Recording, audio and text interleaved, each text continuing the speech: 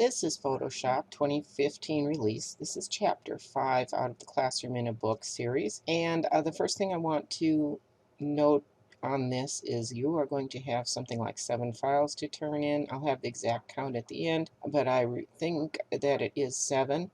So the bright side of this is that I am going to have you take all of these and turn them into JPEGs. I'll discuss that at the end of this lesson. To begin with, we are going to be learning how to do some very basic corrections to photographs. One of the first ones that we normally have an issue that we want to correct is the common thing of red eye.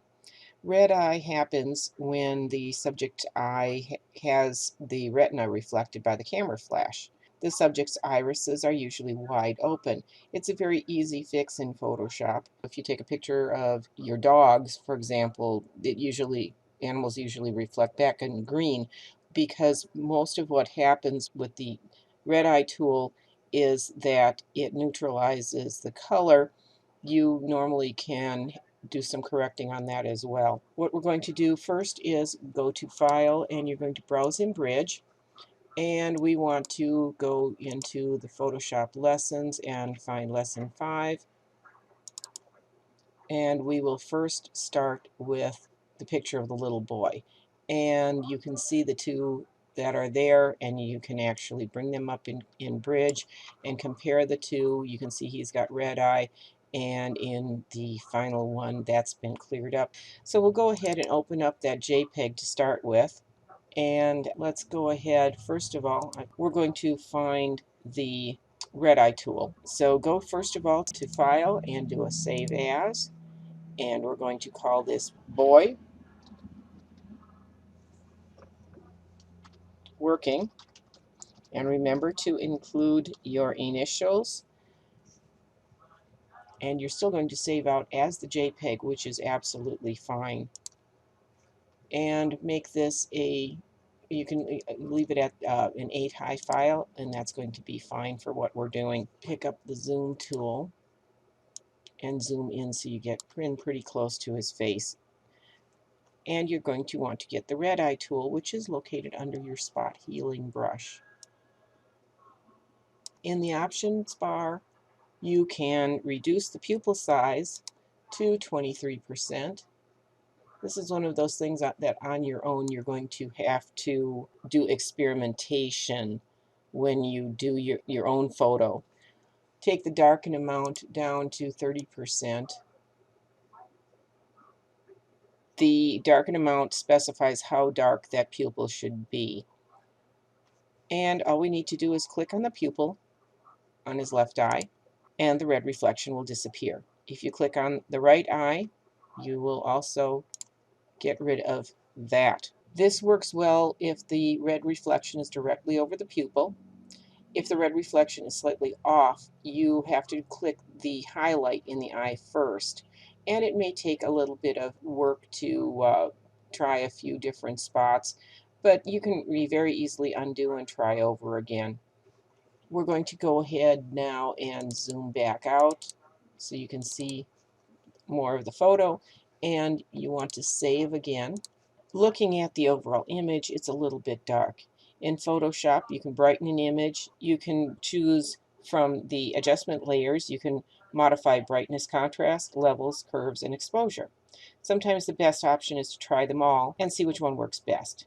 And that's very easy to do with an adjustment layer. But when you're really looking for a quick fix, curve adjustment is really one of the best ways to go. So we're going to pick up and do a curves adjustment here. If you click auto, you can see how Photoshop is going to work this, and you can tell that the image brightens up considerably. If you go into your presets, you have several to choose from, and you can pick lighter and see how those changes work. If you select the white point eyedropper and click in the white area decal on his shirt, you can also set your white point, and that brightens the image as well. It also improves the contrast. If you want to continue to tweak the settings, you can move the curve manually, or you can choose a black point or even a gray point. So if I go in here and I pick a black point, because this is pretty dark right in there. It's going to darken it back up again. Try the white point again, and you can see how the curves change. Once you are satisfied with what you've done, save, and you're going to save this as, you can save this as a Photoshop file if you would like to, but we're going to save the JPEG, which is going to flatten the image, and you will not have, well, it should flatten the image, yes, because I have the JPEG up there. When I close this, save, okay. When you open it back up again, if we go in and open this file up, where's my boy working? It's a JPEG, it's flat, and you won't have that curve again. We can blur a background. We're on the top of page 112. You want to create a focal point. You want that focal point to be very clear, and you can do a blur to a background. So we're going to now go into File. We're going to open a Smart Object, and I'll pick up the egret. And I will use the embedded colored space. That's fine. Now I'm going to go to File, and I'm going to Save As. And this is egret working.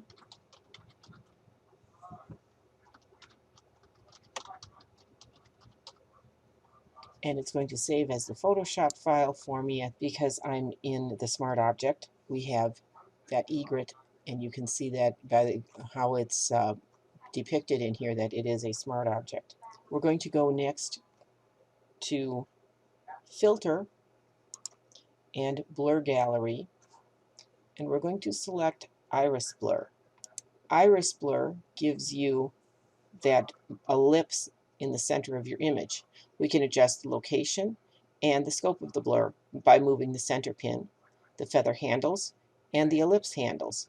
It's a little bit like creating the gradients in Illustrator. Photoshop also opens up your blur gallery over here, and that includes the blur tools, the blur effects, and the motion blur effects panels. So we're going to click and drag that center pin so that it's up right at the bottom of the bird's body. Now click on the ellipse and drag it in. I have to go up here. There we go. Pull it in, pull it tighter, and you may have to change your position of the bird. Let's see if we can pull this in a little bit more, bring that up a little bit. If you press your Alt key option on the Mac, as you click and drag the feather handles, you can match those in the image in your book. These are going to be the, let's see, the feather handles are these in here, and we want to bring that out a little bit, and let's bring the handles in a little bit more. If you press your Alt key, you can move one separately. So you can drag them around and place them as you see fit.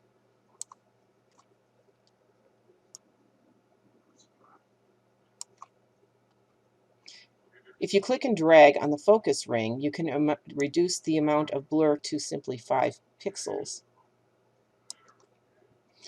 And that's a very gradual blur, but enough that you can see it.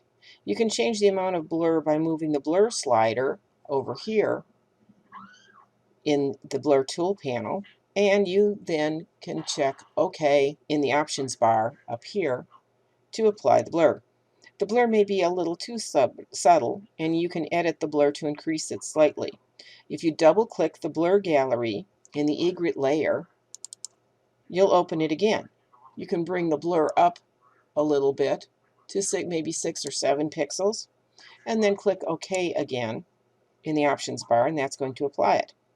Because you applied the filter to a smart object, you can hide it without affecting the original image. You can save the file and close it, but actually we're going to save your file, and then I would like you to do a save as, because I would like you to be giving me the JPEG file So save as and do egret working and save it again as a medium, as an 8, and that's a fairly small file, so it will load easily, and say OK to that.